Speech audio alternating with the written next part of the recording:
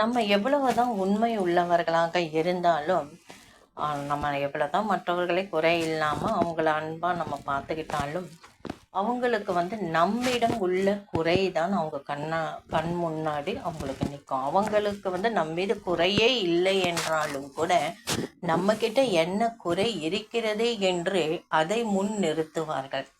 நாம் செய்த நல்லவற்றை எல்லாம் அவங்க மறந்துடுவாங்க.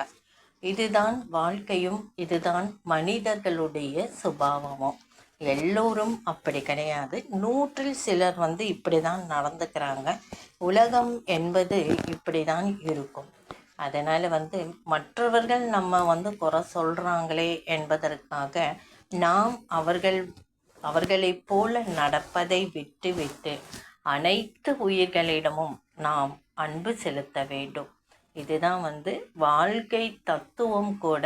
இதுதான் வாழ்க்கைக்கு உகந்ததும் கூட. இந்த பதிவு உங்களுக்கு பிடிச்சிருந்தால் லைக் பண்ணுங்கள், ஷேர் பண்ணுங்கள், சப்ஸ்கிரைப் பண்ணுங்கள், கமெண்ட் பண்ணுங்கள்.